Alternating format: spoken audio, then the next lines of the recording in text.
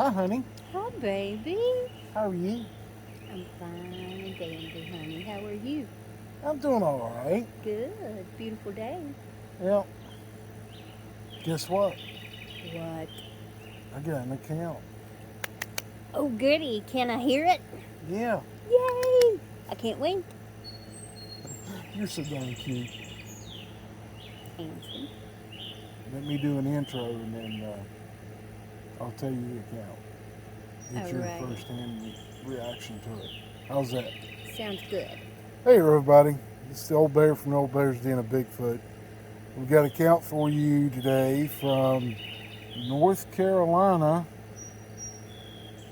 And it appears that this group of people were out riding their side by sides and four wheelers, having a fun day. It's only been about 3 weeks now since this happened. And it kind of starts out with them all showing up at the place they agreed to park. And they decided to um, meet there at like 7 o'clock in the morning, right after daylight. And a couple of the guys that had side by sides were with their better halves. And this one guy, he was by himself. His girlfriend had to work. He's in his early 20s, 22, 23 years old. And the rest of the group is, all his friends from high school and stuff like that. And he knew all the girlfriends, and one of them, a couple of them was married. And they were going to ride around all day and then camp out overnight at this big open field out in the middle of nowhere. And, well, let's just say that those plans got altered. Not by them, but by something else. Hmm. So, what do you think so far? I think it sounds very interesting. I need more information. Okay. um, they started riding probably around between 7:30 and 8 o'clock, is what he said. And they had stopped at about, I think they said after a couple hours of riding, it's around 10 o'clock. And they decided to stop and take a snack break and drink some water, and a couple of guys had brought thermoses and brought Mm-hmm. coffee, and all of them had their tents, tied to the back of the four wheelers or the side by sides, and had coolers with them, and had drinks and stuff in it. And surprisingly, these guys don't drink when they ride. They'll drink, but in the evening, but they won't drink when they're riding. They're very conscious about this uh, because they had a buddy get hurt because he'd been drinking all morning, and he got hurt, and luckily he got better, is what the young man told me.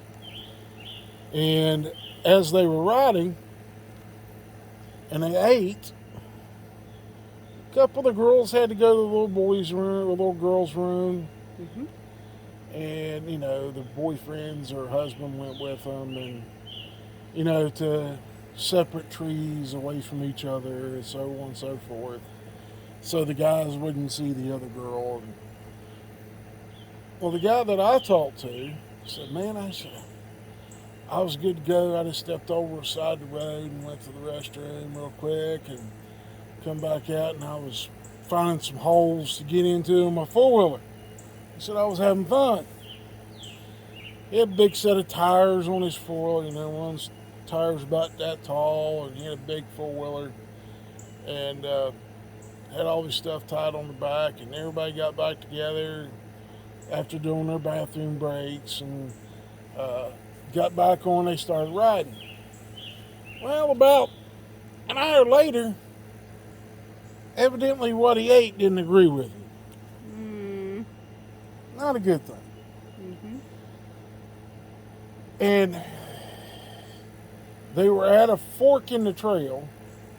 Not a fork, it was like a connecting road that went up into this really thick part of the forest. And I don't know if he was bashful, if he was just being considerate of the girls that were there. He looked over and he hauled at his buddy and said, "Hey, I gotta go make a run up here. I need to go." Mm-hmm. Right. And his buddy said, "You don't want to go up there. You don't want to go in there. You're not going to go up there for anything. It ain't going to be good if you go up there." He said, "What the heck are you talking about?" Now, he rides with his buddies a lot of the time that they go riding, but evidently this buddy knew something that the other ones did not. Sounds like it.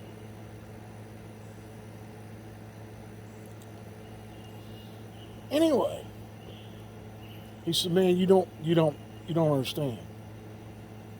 I got to go now." And he just cracked the four-wheeler and off he went. Mm. Sounds interesting so far.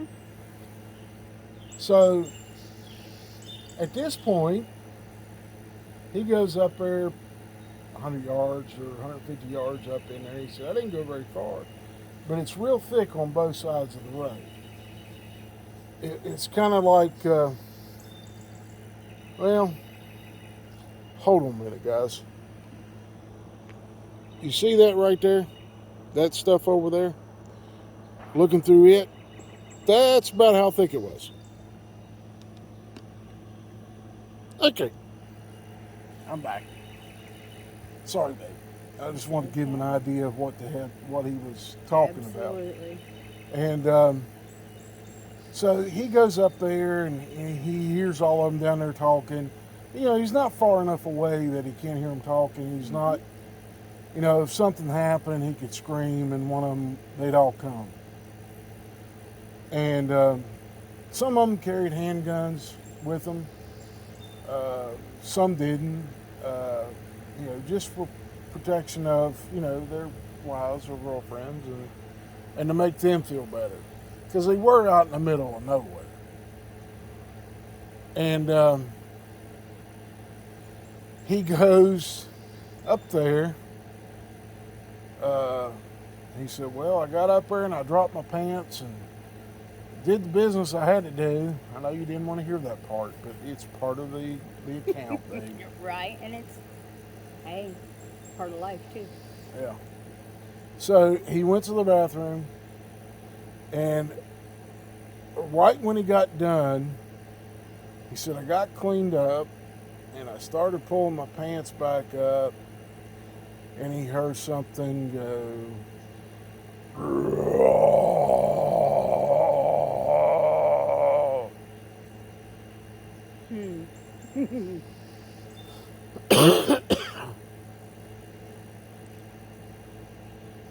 He said, "My first thought was, oh crap, there's a bear." He said, "So I got my pants pulled up pretty quick, and I took 2 big leaping steps, and I was at my floor, and I hopped on top of it." And he said, "I turned the key, and I must have hit the kill switch, because his is like ours. Mm-hmm. You know, where it's got that little switch on the side that you can kill it. Even if you turn the key on, there's nothing. Right. It kills the start button." That's not good. Well, as soon as he got on the four-wheeler, he heard thump, thump, thump, thump, thump, thump, thump, thump, thump, thump. Something running towards him.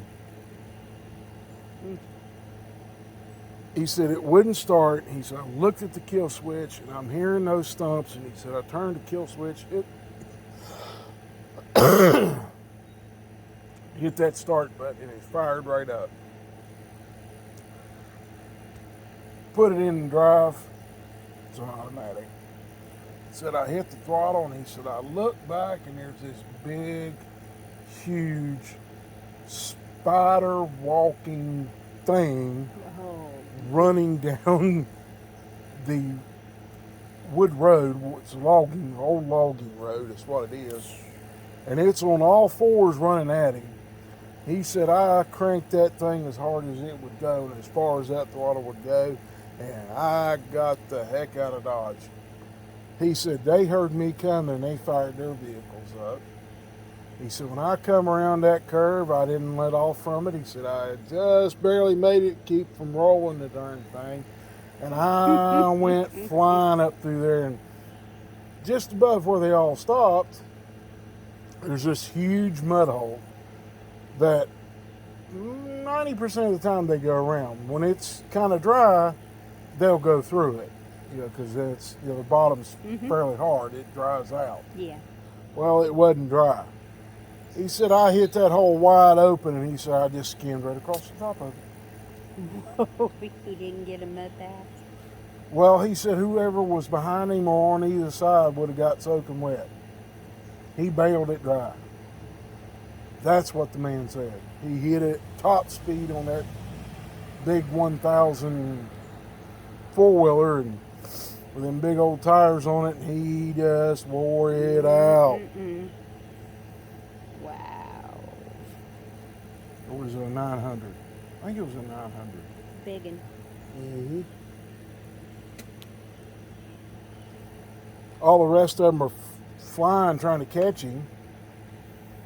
He said I must have left it wide open for half a mile, or a mile or more up that road. And he said when I stopped, he said I looked behind me and I didn't see nobody.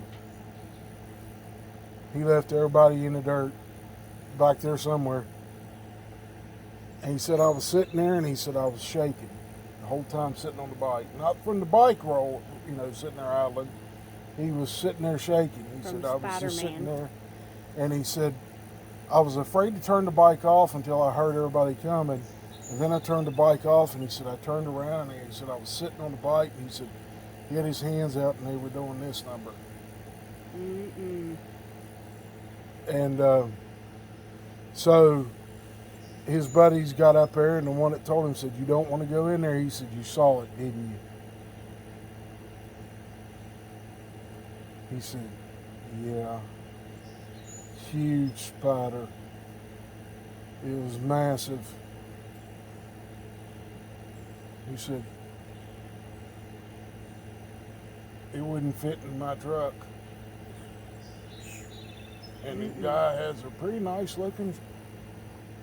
really nice looking Dodge diesel with big tires on it.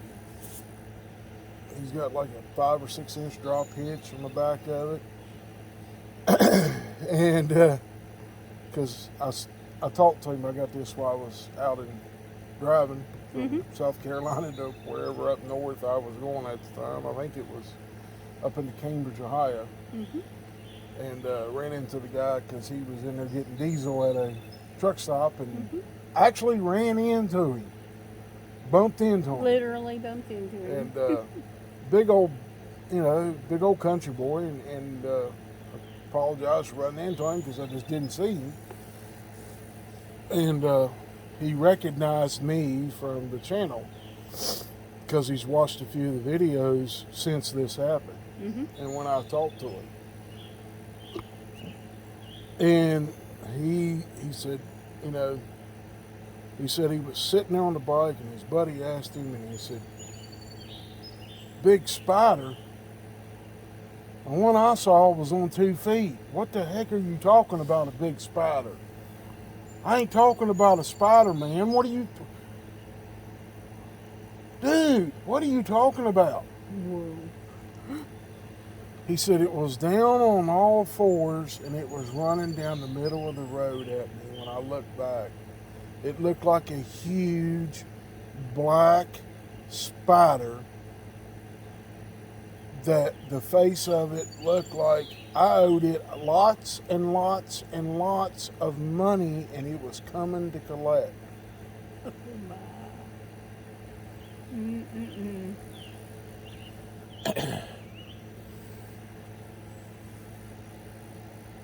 Well, so they got him calmed down, and they all took off and rode till about 4 o'clock that evening.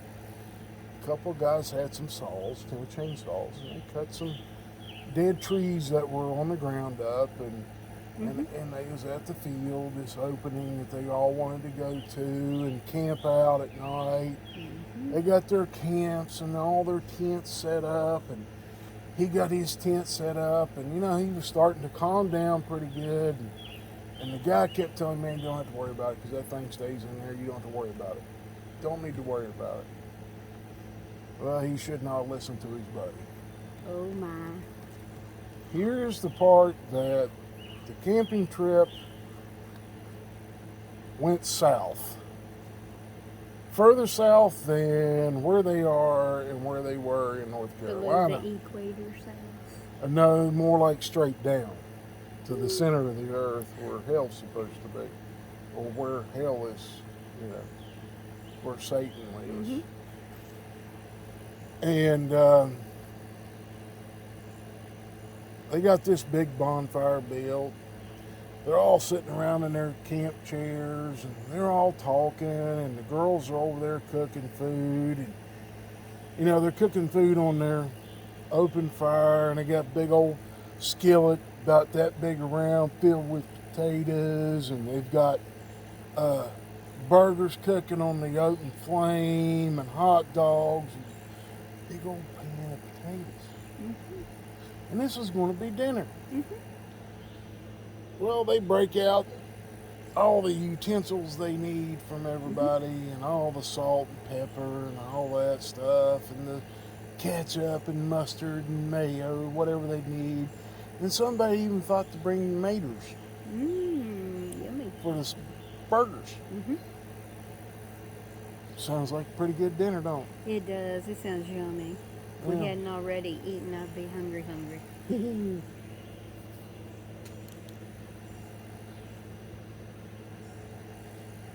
So at this point, they're all sitting back, relaxing, pop the tops on some beers. They're sitting there talking. It's getting dark. Right about when it gets to the point where there's not a lot of light coming in, a little bit darker than it is, about a half an hour later than what we got right now. We live in a forested area, so a little bit later than now. And they're sitting there. They hear this god-awful scream, is what he said, come from, and he's sitting with his back to the road. It comes from the road behind him. Here's the scary part. They hear whoop come from his left. They hear another scream come from his right. They hear another whoop in front of them. And then they're all whooping around them. And they're getting closer. As the darker it gets, they're getting closer. Well, the ones that had firearms break out the firearms. One guy's got a 12 gauge and a couple of boxes of shells, so he goes, loads it, and goes boom, boom, boom, boom. The whooping stops. Okay. And he said, long about 10 o'clock, they hear footsteps in the woods around them. So evidently these things got brave.